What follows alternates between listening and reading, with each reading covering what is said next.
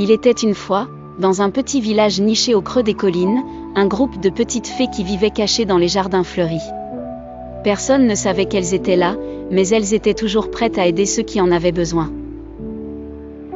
Au lever du soleil, la première fée, prénommée Fleur, se réveillait et volait discrètement jusqu'à la maison de Madame Dupont, une maman débordée qui devait préparer ses 3 enfants pour l'école.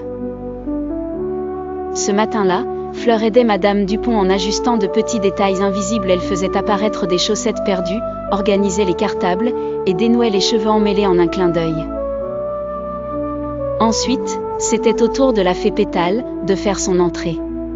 Son domaine était le jardin communautaire où Monsieur Lebrun, un vieil homme passionné de jardinage, passait ses journées.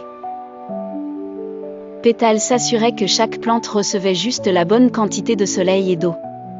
Elle faisait pousser les légumes un peu plus vite, permettant à Monsieur Lebrun de récolter des tomates d'une taille impressionnante. Les voisins, bien sûr, étaient en admiration devant son potager prolifique. Puis vint le tour de la petite fée Étincelle, connue pour sa passion pour le bricolage.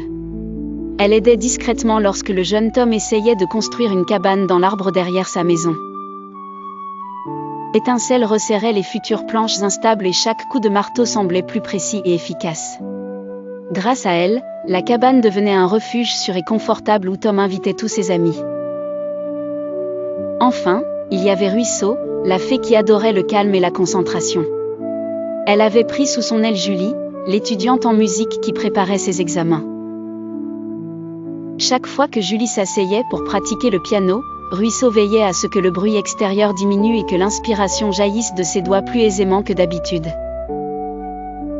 Les fées travaillaient sans relâche et sans jamais être vues. Leur joie résidait dans ces petits gestes qui, même invisibles, transformaient les jours ordinaires en grands moments. Les villageois sentaient une douce harmonie dans leur quotidien, sans jamais deviner qu'une magie subtile était à l'œuvre, toujours là pour embellir leur chemin. Au fur et à mesure que la nuit tombait, les fées regagnaient leurs fleurs respectives, prêtes à se reposer pour une nouvelle journée à embellir le monde des humains. Ainsi continuait leur existence, dans le secret et la bienveillance, un petit monde enchanté qui veillait sur le grand monde visible.